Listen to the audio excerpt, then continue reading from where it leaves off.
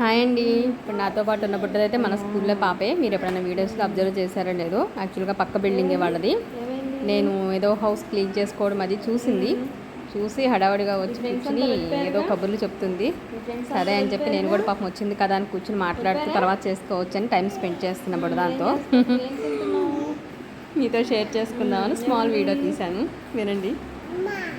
బొమ్మ టీవీ పెట్టినా, టీవీ పెడితే సాంగ్స్ వింటూ డ్యాన్స్ వేస్తుందంట. సరే తినేసే పెడతాను అంటున్నా, బట్ అది వేసే క్యాండిడేట్ అయితే కాదు, ఒళ్ళు అంచులో.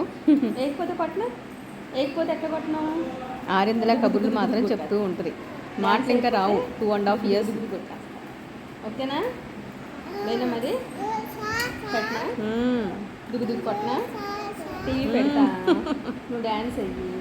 ఒకవేళ వేయలేదనుకో దుగ్గు కొట్టేస్తా. సరేనా? పెట్టినా మరి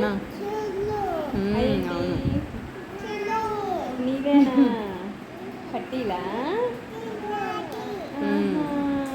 అది తినేసి మరి టీవీ పెడితే డ్యాన్స్ వద్దు కానీ. ఓకే?